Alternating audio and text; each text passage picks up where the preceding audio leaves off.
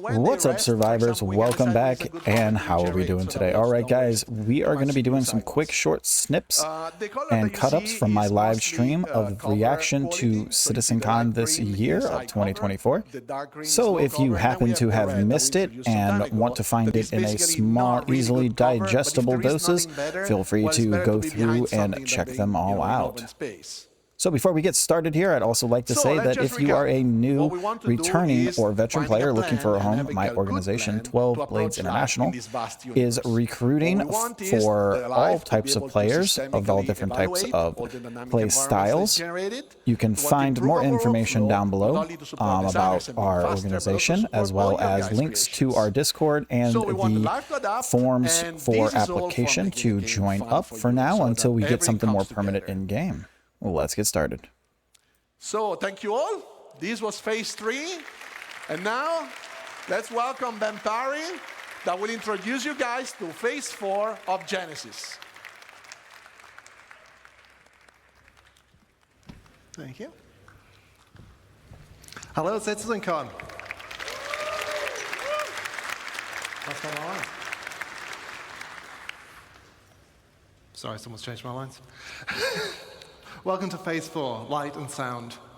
Now, we've seen already automated systems for automatically placing different biomes, different vegetation, settlements, and people. So now we're going to take the same approach to automatically handling light itself. First of all, why is this important? Well, it's not always obvious, especially when they do their jobs as well as they do.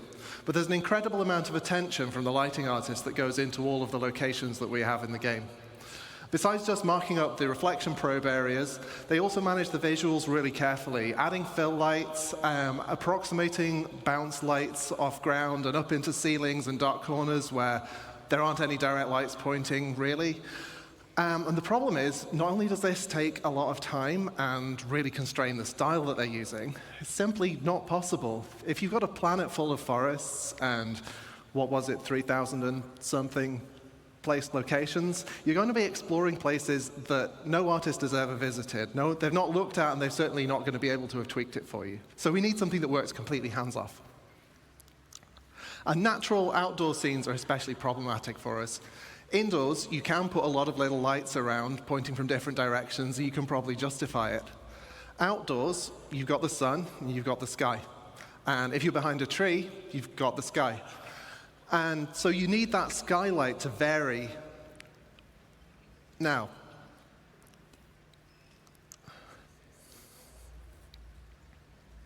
so this is the forest as you'd see it without the GI system. As you can see, all the shadows are receiving lighting from the same environment probe, so it's basically just a flat color across.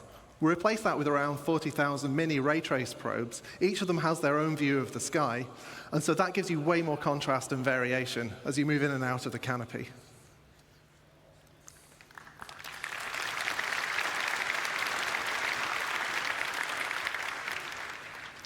Now, there are a couple of other pieces of the puzzle that we've been working on over the last year.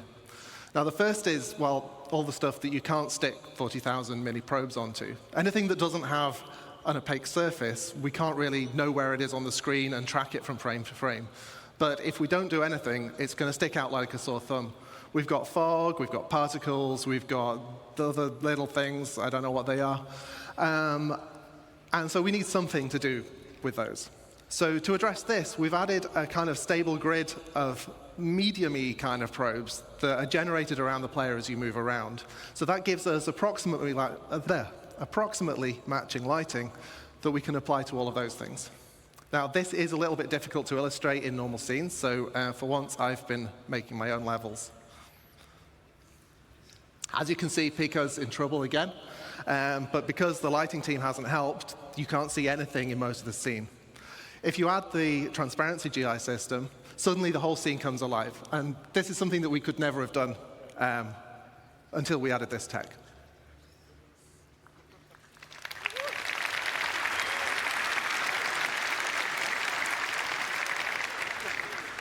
Now, the other piece of the puzzle is glossy reflections.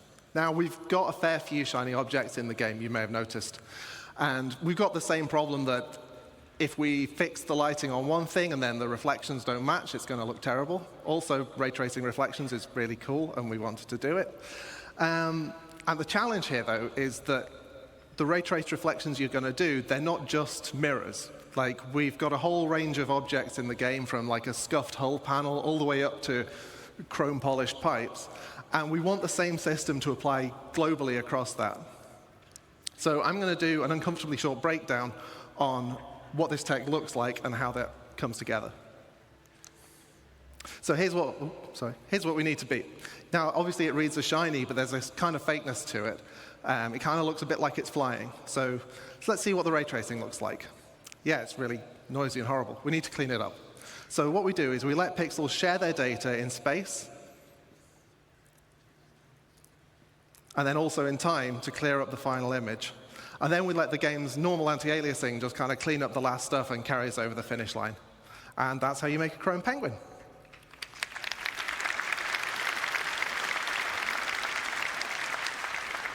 Now, I'm going to derail for a moment away from the topic of Genesis, because this isn't actually just about automating the lighting for new environments. This is also about pushing quality in areas that have already had all of that work done by the lighting team. We're freeing the artists up to light more naturally, allowing the time of day shifts to be embraced rather than fighting against them. And as I'm about to show, players and NPCs are going to reap the same benefits as well. So here we start adding natural areas of light and shade and warm and cool colors.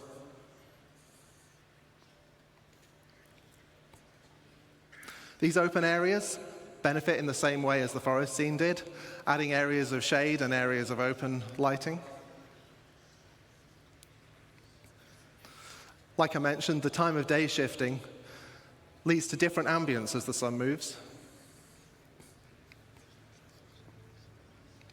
And this is the shot that I just liked.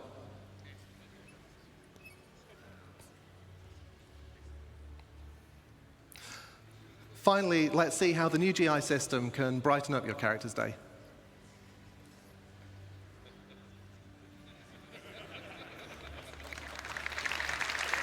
And also their day as well, whoever they are. Ollie. Really? Greedy cat. Well, I promised you light and sound, but I don't actually know anything about sound. So here's the man who does, Graham Phillipson.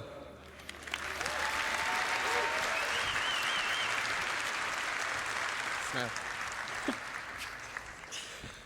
Good afternoon, CitizenCon. I've been at CIGE nearly 10 years, and this is the first time I've done this. Very exciting for me. So, do you want to make some noise? That was corny as fuck. So, sound isn't as fast as light, so it takes me a bit to catch up. Jared wrote that joke for me, so you can blame him. He says it right here, blame him. So now we have a huge amount of visual and interactable content. Locations, biomes, populations, planets, and systems. And now they're all beautifully lit too, thanks, Ben. But how do we paint this world with sounds? It's a challenge. It's a challenge of scale. We need to support multiple star systems, and it's a challenge of quality. We want the highest quality Interesting possible. that they're showing this. We also don't want implementation to hinder creativity, and we want a seamless experience. So we're asking a lot.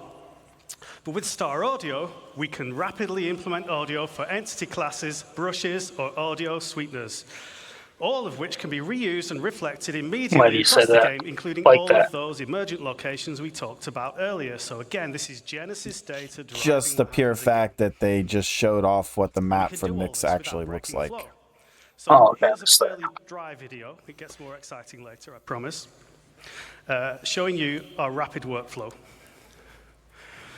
So over on the left, had to think about that, we have the Wise editor. That's where all our sounds live. In the middle, we have Star Audio editor. And on your right, we have an entity that needs some insect sounds on it. So we can very quickly drag from Wise to Star Audio.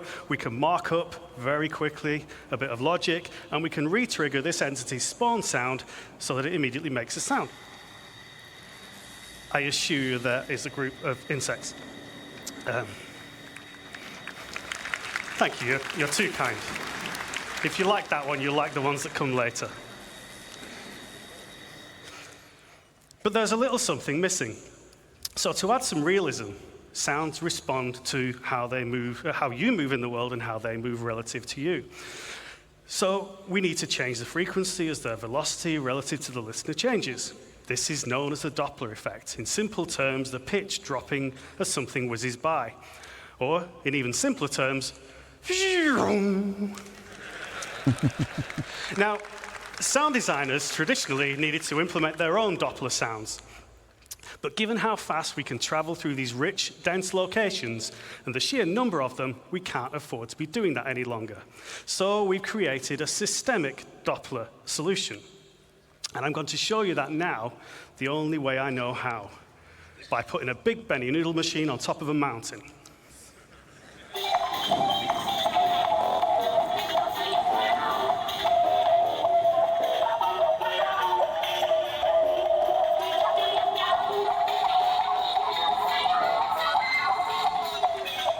So you can hear the pitch and tempo changing as we move relative to the Benny noodle machine, and this is all fully systemic, no special treatment for this sound.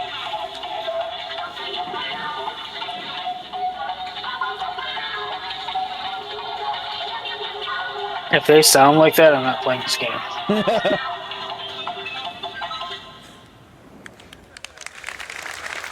I want a refund on everything. Very busy after that commercial. So how does it work? Well, the listener is surrounded by variable time delay buffering, not the horrible kind of buffering you get on the internet. This is a really nice kind that helps the game sound good. Each buffer represents a section of the sphere around the audio listener, and the audio is mixed into these buffers at a position that is appropriate to the object's position in the world.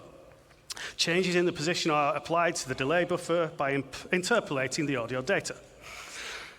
But that's not all we're doing here. Now, I know there was a bar citizen yesterday, so some of you may not be thinking as fast as you might normally, but you may have realized that by buffering the data in this way, we're not just creating a speed of sound, we are not just creating a Doppler effect, we are indeed, and I just spoiled my own line, creating a speed of sound effect.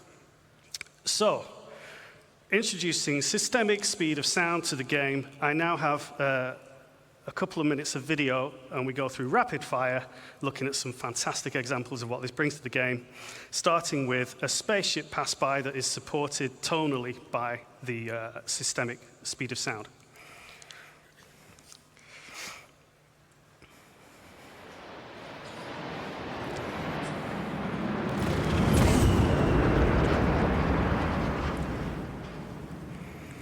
Okay, sounds cool. What about weapon fire? So let's bring in a sniper and, unfortunately for the sensitive of heart, a Pico. We're going to hear this first from the perspective of both with no speed of sound effect.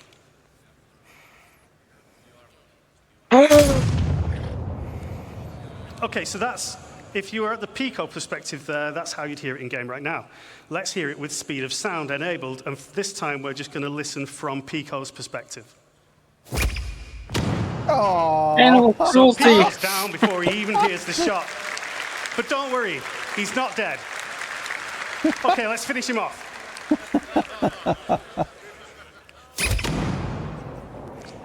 Now he's dead.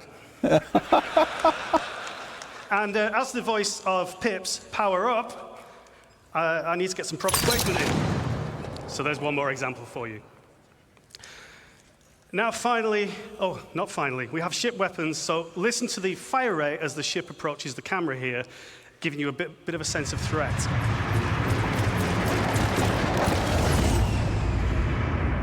It's not too easy to tell what's going on there, but you get an increase in fire rate. Finally, the really cool stuff, explosions. So we can put a cinematic element, a shockwave element, and a delayed speed of sound effect. It's cool. Ah, shockwave sound, that was pretty cool. And that's way too cool to do just once, so we're going to do it twice more from further distance. So again, cinematic effect first when you see it. Shockwave. And the explosion itself. That's cool. On my face. This is all completely driven by parameters in the game, so we can do this for real whenever you drop a Moab. One more.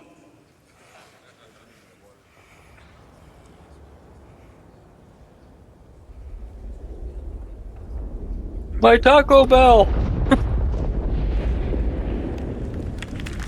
So basically, if you're far away and you hear the explosion, you know a person probably died pretty cool. 10 seconds before that. Yep.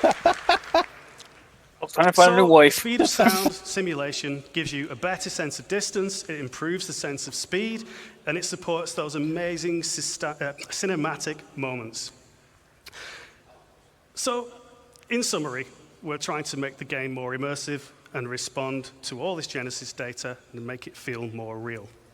And that's not all we can do. We can make sounds respond differently to changes in atmospheric pressure and resultant changes in temperature. So, for example, the sound will travel faster in extremely hot, high-pressure environments. We really look forward to getting this in game for you and getting you enjoying it at home.